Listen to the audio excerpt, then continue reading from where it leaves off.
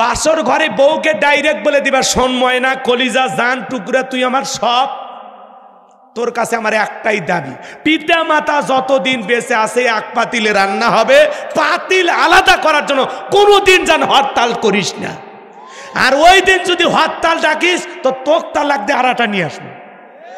বাস এক ডাইলগে বউ সোজা, একে সোজা হয়ে যাবি। কথা কেন কে? কিন্তু ওই মদন বউ পায়ে পাগলা হয়ে গেছে, সেলফি তোলা নিয়ে ব্যস্ত, ভিডিও করা নিয়ে ব্যস্ত। এ কথা কন না কে? কি আছে ওইরকম বউ বউ পাওয়া যাবে, বউ তৈরি করে লাগবে। মেয়ে মানুষ ভালোবাসার পাগল, পুরুষ যদি মেয়ে মানুষ সোজা না করে ব্যাপারে কারা সোজা করবি? কি কর সোজা করা যাবে না, পাগল হয়ে যাবে আপনার জন্য। যা বলবেন তাই শুনবি, 3 দিন না খায় থাকবি আপনি বাড়িতে না এলে। হ্যাঁ কথা কন না কে? কি ভালোবাসে কথা কয় না কে? জীবন চলে যাবে তো আপনাকে ছাড়বি। রাগ করেন নাকি আপনারা? এই জন্য ভাইয়েরা আমার আপনাদের উদ্দেশ্যে বলে যায়, বাজান গভীর মনোযোগ দিয়ে কথাগুলো শুনবেন। বইয়ের ভালোবাসা বইয়ের কাছে, মায়ের ভালোবাসা মায়ের কাছে। খবরদার খবরদার, এই 2 জন মহিলা যেন আপনার দ্বারা অবহেলিত না হয়। বিবিকে ভালোবাসতে হবে, এটা আপনার ছেলের মেয়ের মা। কথা কয় না কে কে? ওগুলো আপনার স্ত্রী পেট থেকে বাচ্চা কাচ্চা হয়েছে না, তার মানে কি আপনার স্ত্রী আপনার সন্তানের কে মা, ওর মূল্যায়ন করা লাগবে। কিন্তু ওই যে বাসর ঘর থেকে আস্তে আস্তে ভালোবাসা দিয়ে আদর দিয়ে সুন্দর সুন্দর কথা বইলা আপনার মনের মতো তাকে তৈরি করতে হবে। মেয়ে মানুষ মমের মতো, ভালোবাসা দিলেই সব ঠিক। কথা কয় না কে? আপনার মায়ের বিরুদ্ধে নানান অভিযোগ দেয়, বাদ দাও তো, বয়স হয়ে গেছে, বাদ দাও শোনা, বাদ দাও বাদ দাও, আমি আছি না তোমার জন্য, আমার মা বয়স হয়ে গেছে, 2-1টা মেনে নাও। কথা কয় না কে? ব্যাস আপনার বউ ঠান্ডা হয়ে যাবে। ব্যালেন্স করে চলাই। আপনার বউ মা যখন বলতে চায় তোর বউ এটা করছে ওটা করছে, বাদ দেন মা, বাচ্চা কাচ্চা মানুষ, পাগলি, ওটা কি বিয়ে করছি মা, বলে কই না মা, বাদ দেন তো, বাদ দেন মা, বাদ দেন। কথা কেন? হ্যাঁ এইভাবে বুঝেন লাগবে, ব্যালেন্স করে চলবেন। যার কথা তার কাছে রেখে দেবেন, 2 কথা এক জায়গায় করে বিচার দাঁড় করবেন না, তাহলে কিন্তু আপনি আসামি হয়ে যাবেন। 10 মাস 10 দিন পেটাতে আজকে বইয়ের পাগল হয়ে গেলি, মা ছিল না, আজকে তোর বউ বড় হয়ে গেল, শেষ, আপনি শেষ। আর বউ তখন ডায়লগ দিবি, মা বাবা ছাড়া সব ছাড়া লাখ লাখ টাকা নিয়ে আসলাম, ভাইয়ের কাছে কান্দে খাট নিয়ে আসলাম, আর আজকে তুমি শেষ। আপনি কোন দিকে যাবেন? অতএব সাবধান, ঠিক আছে? ব্যালেন্স করে চলা লাগবে বাজান। খবরদার এই 2 জনের বিচার জানে এক জায়গা করিনি, ওই দিন আপনি কবেন যে কচুর গাছ কুটিরে দড়ি টান। অতএব বিচার জান করবে যাইন, ঘরে বুঝাবেন। মা যত কথা বলবে মারে ঠান্ডা রাখার চেষ্টা করবেন, আর বউকে বুকে টেনে আদর করে ভালোবেসে বলে দিবেন যে সোনা ভুলে যা তো সব, আমি তো তোর জন্য আছি। কথা কয় না কে? ঠিক হয়ে যাবে সব। আল্লাহ বোঝার তৌফিক দান করুক। আর বইয়ের কথা খবরদার, মা বাবাকে আলাদা করবেন না। বইয়ের কথায় মা বাবার জন্য খরচ বন্ধ করবেন না, ভাই বোনের জন্য, রক্তের আত্মীয় স্বজনের জন্য খরচ বন্ধ করবেন না। বউ যতই বুঝাক আপনার ভবিষ্যৎ আছে, এ আছে সে আছে, তার আরো ছেলে মেয়ে আছে, তারা দেখবে, সব দায়িত্ব কি তোমার। যতই বলুক বইয়ের কথা শুনবেন না, তলে তলে ঠিকই খরচ করবেন। আপনার বউ যেন টের না পায়, আর টের পেলেও যদি বলে তোমার যে এত বুঝায় তোমার মাথা ঢোকে না, আজকে 2 পা আছে, তোমার পা 4 পা হলো, ভবিষ্যতে 6 পা হবে, 8 পা হবে, 12 পা হবে, তোর পায়ের হিসাব করতে থাক। এই পাগলির কথা শুনে খবরদার মা বাবার খরচ বন্ধ করবেন না। পিতামাতা খুশি, আরশের মালিক খুশি। পিতামাতার জন্য খরচ করলে সম্পদ কমে না বাড়ে? আল্লাহ বাড়ায় দেয়। কথা ঠিক না? মা বাবা খাইলে সম্পদ কমে না বাড়ে, ভাই বোন খাইলে সম্পদ কমে না বাড়ে। কথা বইয়ের কথা শুনে আপনি পিতামাতার জন্য খরচ বন্ধ করে দেন, কপাল ভরা। আল্লাহ যেন হেদায়েত দান করে। জোরে বলেন আমিন। যেই নারীর আওয়াজ শুনতেছেন মা, শুনে যান।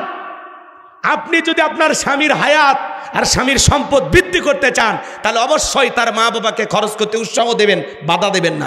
ওই স্ত্রী উত্তম যে স্ত্রী তার স্বামীকে বলে, খবরদার তুমি তোমার মাকে কষ্ট দিবা না, কারণ আমি একদিন মা হব। কোন শাশুড়ি যদি বলে যে না ছেলের বউ এটা বউ না, ওটা আমার মেয়ে, নিজের মেয়ে মনে করে তার ছোট ছোট ত্রুটিগুলো যদি মাফ করে দেয়, মেয়ে সুলভ আচরণে তাকে ভালোবেসে বুকে টানে।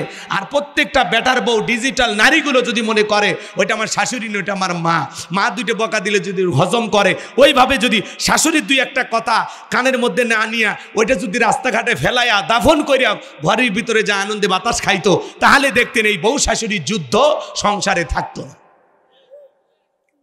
শাশুড়ির উচিত ছেলের বউকে নিজের মেয়ে মনে করা, আর বউ মার উচিত নিজের শাশুড়িটাকে নিজের মায়ের মতো ভালোবাসা। আল্লাহ যেন আমার মা বোনদেরকে সহি বুঝ দান করেন। চিল্লা বলেন আমিন। আর একটু জোরে বলেন আমিন। যতই ওয়াজ করেন, ভাই হুজুর যতই কন, আমার শাশুড়ি যে খারাপ কটকটির মতো, এরা কে বুঝাবেন? হ্যাঁ, এক মহিলা ডাইরেক্ট স্লিপ পেটে দিছে, বলছে হুজুর আপনি তো জানেন না আমার শাশুড়ি সেই খারাপ। তাই আমি বলতেছি আপনি কি শাশুড়ি একদিন হবেন না? অতএব আপনি আপনার শাশুড়ির সাথে ভালো আচরণ করেন, আপনার ছেলের বউ আপনার সাথে ভালো ব্যবহার করবে। তাছাড়া ওই যে গাও ঘুষে দেওয়ার গল্প শোনেননি? বলে বউ মা না পিঠটা ঘুষে দাও, তখন বলতেছে মা আমি তো হাত দিয়ে ঘুষবে চাই, কিন্তু আমার খালি পা ওঠে। ওই যে নদীর বাতার গোসল করা গল্প শোনেনি বাজান? কথা কয় না গো। তখন বলতেছে বৌমা আমি আমার শাশুড়িকে পা দিয়ে রাগ করে ঘুষে দিয়েছিলাম, ওইটা আমার প্রাপ্য, তুমিও পাও দিয়ে ঘুষে দাও। অতএব ধার কিন্তু শোধ যাবে, পাওনা থাকবে না। বাকির খাতা ক্লোজ করে আল্লাহ দুনিয়ার থেকে বিদায় করবি। অতএব হাল খাতা যেন আপনার না হয়, এজন্য ভালো হয়ে যান। আল্লাহ নারীদের হেদায়েত দান করুন। চিল্লা বলেন আমিন। যুবকদেরকে আল্লাহ সঠিক বুঝ দান করুন। জোরে বলুন আমিন। তাহলে মা বাবার মনে কষ্ট দেওয়া যাবে না, তাদের দোয়া নিতে হবে। তাদের দোয়া নিলে রিক্সা চালক ভ্যান চালক থেকে আল্লাহ কোটিপতি বানায় দেবে। আর পিতা মাতা বদদোয়া করলে 10তলা বিল্ডিং থেকে রাস্তার ভিক্ষুক বানায়, আল্লাহর সময় লাগবে। মাঝে মাঝে অভাব হয়, পিতা মাতার কাছ থেকে ফু নেন, পকেটে ফু নিবেন। আব্বা আম্মা ফু দেন, তো ফু দেন। এ হাসে রে। পিতা মাতার খেদমত করব ইনশাআল্লাহ। আমাদের দ্বারা যেন আমাদের মা বাবা কখনো কষ্ট না পায়। ওয়াকাদ রাব্বুকা আল্লা তা'বুদু ইল্লা ইয়্যাহু ওয়া বিল ওয়ালিদাইনি ইহসানা। আল্লাহ বলে আমার ইবাদত করো, আমার গোলামি করো, আমার ইবাদতের সাথে কাউকে শরীক করো না। আমার ইবাদতের পর তোমাদের দায়িত্ব হলো মাতা পিতার খেদমত করা, তাদের সাথে উত্তম আচরণ করা। মা বাবার মনে কষ্ট দেওয়া যাবে না। আল্লাহ বলেন ওয়াকুল্লাহুমা কাউলান কারীমা, সম্মানসূচক আচরণ করো, নম্র ভদ্র হয়ে পিতা মাতার সাথে কথা বলো, নরম মেজাজে কথা বলবো ইনশাআল্লাহ। 5 থেকে 7 মিনিট এই কথাটা বলবো, আয়াতটা নিয়ে। আল্লাহ বলতেছে লোকমান তুমি সন্তানদেরকে আমার সাথে পরিচয় করা দিলা, আমি আল্লাহ বড় খুশি হয়ে গেলাম। এইবার আমার দায়িত্ব তোমার সন্তানদেরকে তোমার সাথে পরিচয় করায় দেওয়া। এই জন্য আল্লাহ তাআলা পিতামাতার খেদমতে আল্লাহ চলা শুরু করলেন। বলুন সুবহানাল্লাহ। পিতামাতার যে কত দরদ, কত যত্ন করতে হবে, কত আদর করতে হবে, সেই কথা আল্লাহ বলতেছেন। ওটা বসা করতেছেন কেন ভাই? আমি আগেই বলছি একটু 12:30 পরে বাজান যান, একটু দয়া করে উঠেন বসেন। আমার ভাইরা শোনেন, আল্লাহ তাআলা জানিয়ে দিলেন ওয়াসাইনাল ইনসানা বিওয়ালিদাইহি হামালাতুহু উম্মুহু ওয়াহনান আলা ওয়াহনিন ওয়া ফিসালুহু ফি আমাইনি আনিশকুরলি ওয়া লিওয়ালিদাইক ইলাইয়াল মাসির। আল্লাহ তাআলা বলেন আমি তো মানুষকে নির্দেশ দিয়েছি তারা যেন মাতা পিতার সাথে সদাচরণ করে, উত্তম ব্যবহার করে। কারণ হলো তার মা কষ্টের পর কষ্ট সহ্য করে সন্তানটাকে গর্ভধারণ করেছে, 2-2.5 বছর বুকের দুধ পান করাইছে। সুতরাং আমার প্রতি এবং মাতা পিতার প্রতি তোমরা কৃতজ্ঞ হও। আর তোমরা সবাই তো আমি আল্লাহর দিকে প্রত্যাবর্তন করবা। আল্লাহু আকবার বলেন। আল্লাহ তাআলা এই জায়গায় পরিষ্কার জানা দিলেন তোমার মা কষ্টের পর কষ্ট সহ্য করেছেন। মায়ের কষ্টের কথা আল্লাহ তাআলা তুলে ধরে বলতেছেন। একটা মা সন্তানের জন্য কত কষ্ট করে। সন্তান যখন মায়ের পেটে চলে আসে 3-4 মাস খাইতে পারে না, মার বমি বমি হয়। 6-7 মাস যখন আস্তে আস্তে সন্তানটা মায়ের পেটে বড় হয়, 7 মাস একদিন যখন হয়ে যায়, আপনি আমি মায়ের গর্ভে যেই জায়গাটা তার থাকি, এই জায়গাটা মাত্র 10 ইঞ্চি। এ বাজান 7 মাস একদিন পরে সন্তানটার এই জায়গা পরিপূর্ণ হয়ে যায়। তখন আল্লাহ তাআলা কি করেন, সন্তানে 2টা পাপ মার কলিজার সাথে লাগায়া দেয়। সন্তান যত বড় হয় সন্তানের 2টা পায়ের সাহায্যে মার কলিজাটা তত উপরে উঠতে থাকে।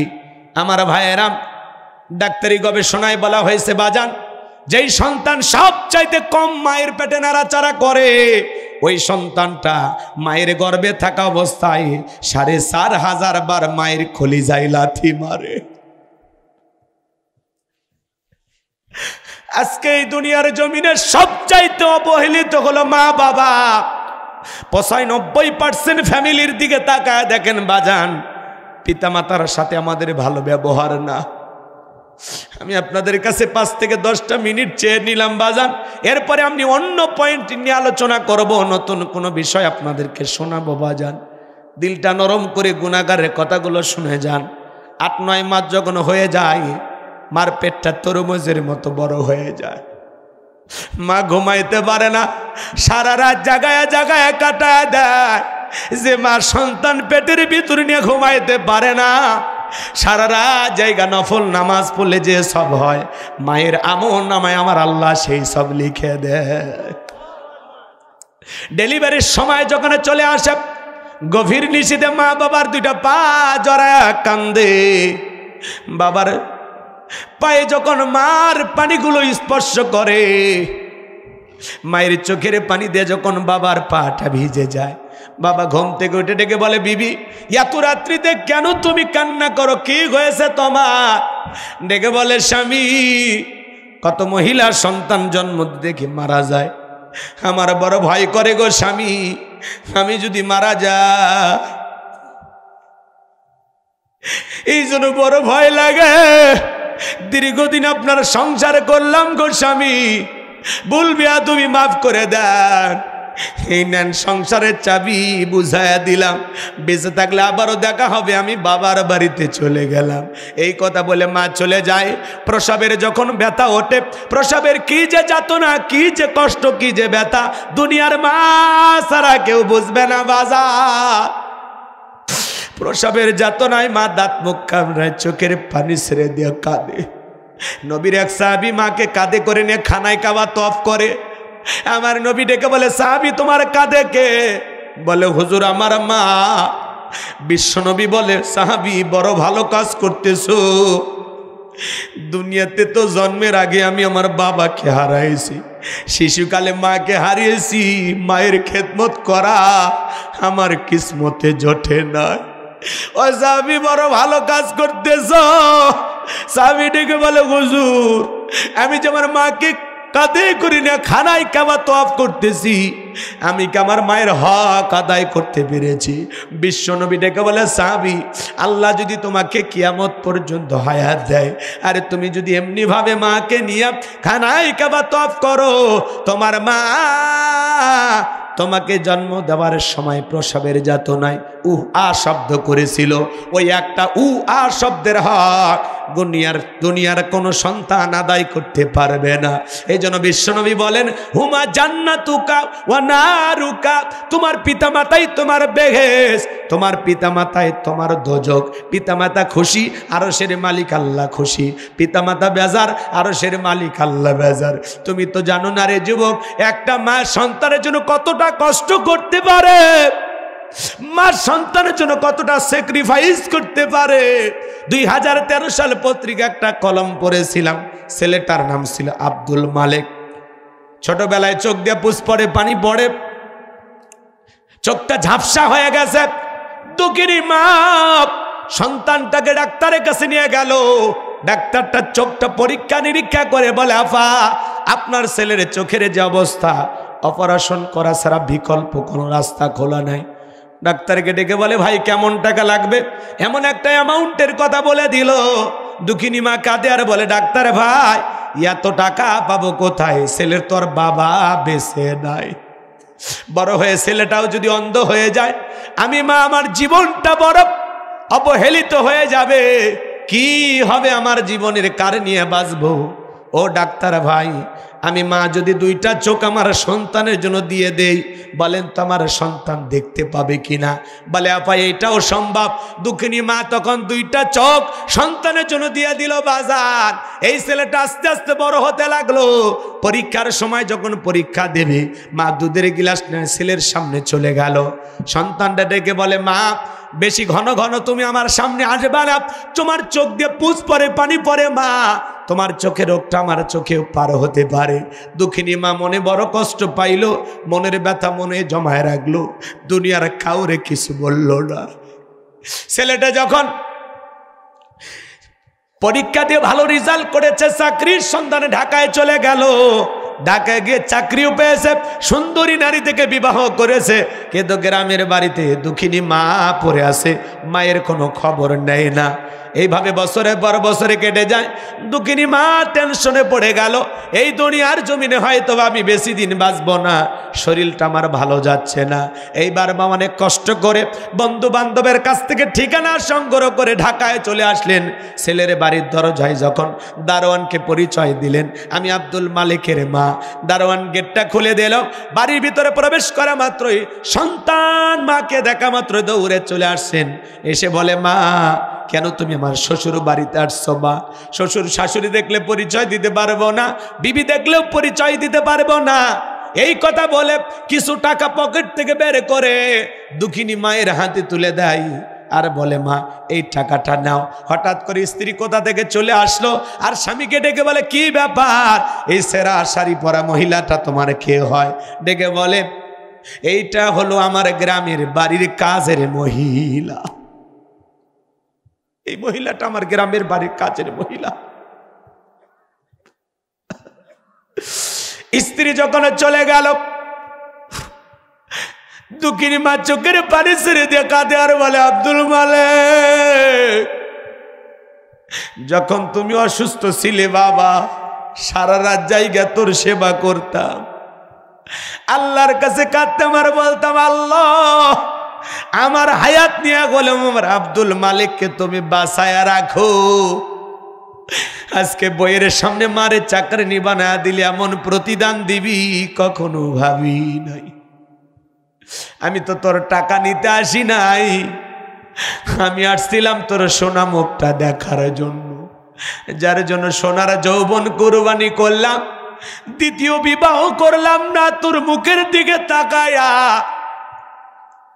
অন্য স্বামী যদি তোরে বাবার মতো স্নেহ না করে, তোরে যদি আমাকে আদর না করতে দেয়, এই জন্য তোর মুখের দিকে তাকাইয়া আমি বিবাহটা পর্যন্ত করি নাই। এই নে তোর টাকা তুই পকেটে রাখ বাবা, আমি মা আমার টাকার কোনো প্রয়োজন নাই, আমি তোর মুখটা দেখার জন্য এসেছিলাম রে বাবা। আমার স্বাদ মিটে গেছে, কোনোদিন মায়ের পরিচয় নিয়ে আর তোর দুয়ারে দাঁড়াবো না। বুক ভরা ব্যথা নিয়ে দুঃখিনী মা গ্রামে চলে গেল। কিছুদিন পরে বিনা চিকিৎসায় মা যখন মারা গেল, ওই ছেলেটা চাকরির প্রমোশন এলাকায় চলে আসছে। হঠাৎ করে মায়ের কথা মনে হয়ে গেছে, দরজায় ডাক দেয়, মা ও মা দরজা খুলে দাও। মায়ের বসবাস করার খাঁচাটা পড়ে আছে, কিন্তু মা নামের পাখিটা উড়াল দিয়ে চলে গেছে। পাশের বাড়ির চাষির ঘুম ভেঙে গেছে, কেবা তুমি মা মা বলে ডাক দাও। ছেলেটা বলে, চাষি আমারে চেনো না, আমি আব্দুল মালিক, আমার মা কোথায়? বলে, আসলি যখন বাবা, এত দেরি করে কেন আসলি? তোর মা তো কয়েক বছর আগে মারা গেছে, অন্ধকার কবরে চলে গেছে। ছেলেটা হাউমাউ করে কাঁদে আর বলে, চাচি এইটা কি শোনাইলেন, আমার মা বেঁচে নাই? বলে, না রে বাবা না। আব্দুল মালিক বলে, চাচি দেখায় দেন না আমার মার কবরটা কোথায়? যখন মার কবরটা দেখা দিয়েছে, মার কবরের মাটি ধরে হাউমাউ করে কাঁদে আর বলে, মা এত বড় বিয়াদবি করলাম, একটা বার ক্ষমা চাওয়ার সুযোগ দিলি না। আমার চাইতে বড় হতভাগা কপাল ভরা সন্তান দুনিয়াতে কেউ নাই রে মা, আমারে মাফ করে দেশ মা। এই কথা বলে হাউমাউ করে কাঁদে আর কবরের মাটিগুলো নাড়ে আর বলে, মা আমার মতো কুলাঙ্গার সন্তান যেন দুনিয়ার কোনো মায়ের গর্ভে না আসে। চাষি ডেকে বলে, বাবা এত কান্না কেন করো? কাঁদলেই কি তোমার মা ফিরে আসবে? আব্দুল মালিক আসো বাবা আমার কাছে আসো, তোমার মা মৃত্যুর পূর্বে একখানা চিঠি লিখে গেছে, আর বলে গেছে কোনদিন যদি আব্দুল মালেক তার মায়ের কথা মনে পড়ে তার দুয়ারে আসে, মায়ের লেখা সে চিঠিটা আমার সন্তানের হাতে ধরায়া দিবা। এসো বাবা এসো, তোমার মায়ের লেখা সে চিঠিটা পড়ে দেখো। এ বগুড়ার যুবকেরা, যে মা 10 মাস 10 দিন গর্ভে ঠাই দিল, প্রসবের যাতনায় দাঁত মুখ কামড়াইল, ছোট্ট বালতির মতো এক বালতি রক্ত মা শরীর থেকে ঢেলে ফেলে দিল। কত মা জ্ঞান হারায় ফেলে। কিছুক্ষণ পরে যখন হুঁশ ফিরে পায়, দুঃখিনী মা সন্তানকে কোলে নিয়ে গালে মুখে চুমা খায়, বলে বাসা ধান, তোর মুখটা দেখার পরে আমি মা তোরে গর্ভে রাখার সব কষ্ট ভুলে গেলাম। হে যুবক, তুমি আমি যখন কথা বলতে পারতাম না, মুখে কোনো ভাষা ছিল না, ম্যা ম্যা বলে চিল্লাইতাম, ট্যাটু করতাম, কথা বলার কোনো ভাষা ছিল না। দুনিয়ার কোনো মানুষ তোমার আমার কষ্ট বুঝতো না। একজন মানুষ তোমার আমার কষ্ট বুঝতো, তার নাম হলো মা। এই মায়ের ঋণ আমরা শোধ করতে পারবো না রে যুবক। তোমার আমার শরীরের চামড়াকে যদি মায়ের জুতা বানায় দেই, তবুও মায়ের ঋণ শোধ করা যাবে না। কথা বলেন না কেন? রাগ করেন নাকি? মা যে কত বড় নিয়ামত, কেমনে বোঝাবো রে যুবক? যে মায়া তো কষ্ট করলো আমাদের জন্য, সেই মা বাবার মনে কখনো কষ্ট দিবা না। কোন কোন যুবক আছো পিতা মাতার খেদমত করবা, তাদের দোয়া নিবা, দুইটা হাত তুলে আল্লাহকে দেখাও। আল্লাহ আমাদের সবাইকে পিতা মাতার খেদমতকারী সন্তান হিসেবে কবুল করুন। জোরে বলুন আমিন। আর একটু জোরে বলুন আমিন। হ্যাঁ যুবক, তুমি তোমার মা বাবার সাথে যে আচরণ করবা, তোমার সন্তান হুবহুব তোমার সাথে একই আচরণ করবে। কথা বলেন না কেন ভাই? মা বাবার সাথে বেয়াদবি করো না। মা বাবার ভালোবাসা নিঃস্বার্থ ভালোবাসা, তাদের ভালোবাসার মধ্যে কোনো স্বার্থ থাকে না। কথা বলে ঠিক কিনা? রক্তে ভাসিয়া যাত নাই কাদিয়া আনলে মাগো আমায় দুনিয়ায়, তোমার ঋণ আমি কি দিয়ে শোধাই মাগো, তোমার ঋণ আমি কি দিয়ে শোধাই। দেখেছি পৃথিবীতে প্রথম মায়ের মুখ, পেয়েছি ভালোবাসায় পূর্ণ মায়ের বুক। বলতে পারি না কথা, মা বোঝে আমার ব্যথা, তাই তো রেখেছো মা বুকেতে জড়ায়। তোমার ঋণ আমি কি দিয়ে শোধাই মাগো, তোমার ঋণ আমি কি দিয়ে শোধাই। কখনো গভীর রাতে উঠলে আমি কেঁদে, বুকে মা শক্ত করে রাখতো আমায় বেঁধে। তোমার এই দুধের দাম কে দেবে প্রতিদান, এই দুনিয়ায় মাগো আজ মেলে নাই। তোমার ঋণ আমি কি দিয়ে শোধাই মাগো, তোমার ঋণ আমি কি দিয়ে শোধাই। মারহাবা কম কষ্ট হয়। এ যুবক, বউ পাইয়া পাগল হয়ে না। বইয়ের ভালোবাসা বইয়ের কাছে, মায়ের ভালোবাসা মায়ের কাছে। দুইটা নারী তোমার জীবনের দামি। কথা কয় না কে? মা হলো জননী, আরেকজন হলো সহধর্মিনী। দুইটা নারীরই মূল্যায়ন করতে হবে। কারো প্রতি অবহেলা করার সুযোগ নেই, ব্যালেন্স করে চলতে হবে। বউ যতই বোঝাক, বইয়ের কথা শুনে কখনো মাকে কষ্ট দেয়া যাবে না। আবার মায়ের কথা শুনে বউকে কখনো বিচারে কাঠ গড়ায় দাঁড় করানো যাবে না। দুইজনের কথা শুনবা, বুঝবা, চিন্তা ভাবনা করবা, এরপরে সামনে আগাইবা। আর বাসর ঘরেই বিড়াল মারা লাগবে, কথা আছে না? শুনছো না তোমরা? বাসর ঘরে বউরে বলে দিবা, খালি বউ পায়া পাগলা হয়ে যাইস না। শ্বশুরের দেওয়া একটা ডিসকভার পালসার পাইলে পাগল হয়ে যায়, পাশার তলে দিল আর পাশা গরম হয়ে যায়। শাশুড়ির দরজায় ব্রেক করে ডাক দেয়, কয় আম্মা। শাশুড়ি এক আম্মা ডাক শুনে 500 টাকা দেখো, আব্বা যাও তো হুন্ডের তেল তোলো। কথা হয় না? কি গুন্না সব উচ্চারণ করে আম্মা, আছে না? শ্বশুর দেখলে আব্বা কেমন আছেন, আব্বা কি খেয়েছেন, আব্বা আব্বা কুইতে মুখের ফেনা তুলে ফেলে দেয়। কয় ছোটবেলায় মাদ্রাসায় পড়েছিল, কলকলার সব হরফ মুখস্থ আছে না না।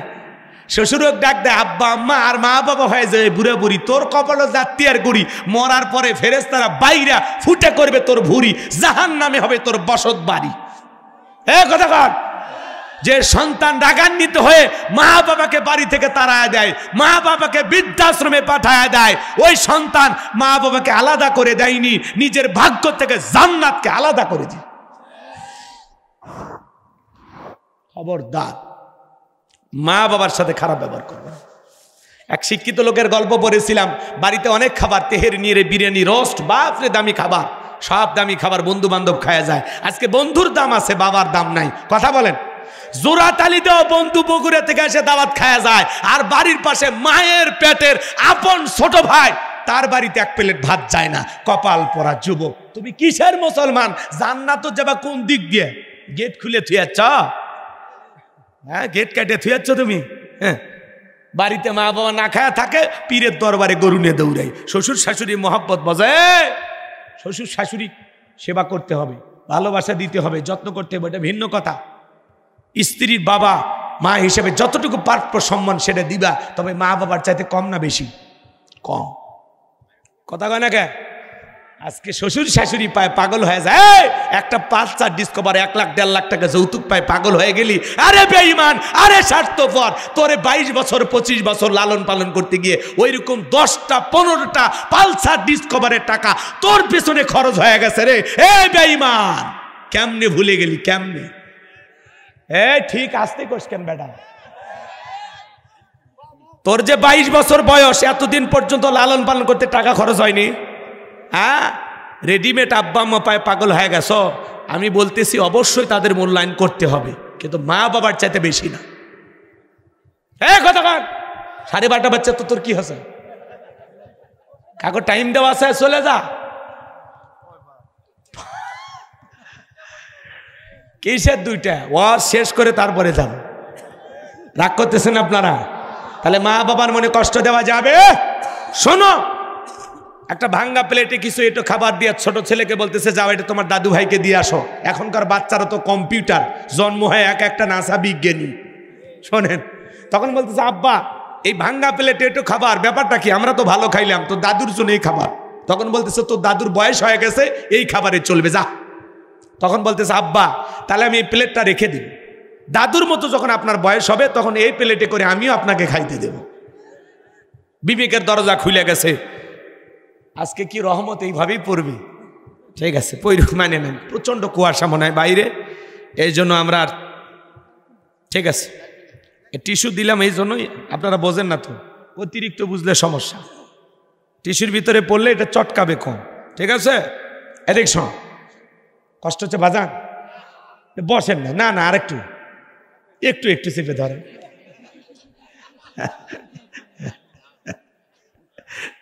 না চাচা, যাক সমস্যা, আবার লুঙ্গি মাইকে গেলে ঝামেলা, তাই না? ঠিক ঠিক আছে, কষ্ট হচ্ছে আপনাদের, বিরক্ত হচ্ছে। শোনেন শোনেন, তখন শিক্ষিত মানুষ বিবেকের দরজা খুলে গেছে, ভাঙ্গা প্লেটে সব খাবার ফেলে দিয়া সন্তানকে বুকে জড়ায় বলে বাবা কলেজ বিশ্ববিদ্যালয়ে যা শিখতে পারি নাই আজকে তোর কাছে তাই শিখলাম। বাবাকে ফেলে দিয়েছিল যে স্টোর রুমে, ভাঙ্গা রুমে, সেখান থেকে তুলে নিয়ে যা দামি বিল্ডিংয়ে তুইলা বাবাকে গোসল করায়, আদর করে পোশাক পরায় দিতেছে। বিবি তখন বলতেছে কি ব্যাপার? বৃদ্ধ মানুষটাকে আবার উপর তুললেন, ব্যাপারটা কি? তখন বলতেছে এই আজ থেকে আমরা যা খাবো বাবা তাই খাবে, আমরা এই রুমে ঘুমাবো, পাশের রুমে বাবা ঘুমাবে, বাবার সাথে চুল পরিমাণে বেয়াদবি করা যাবে না। মনে রাখবি আমার বাবার সাথে যদি করিস বাড়াবাড়ি 1 2 3 পাঠায় দেব বাপের বাড়ি। এ কথা কয় না কে?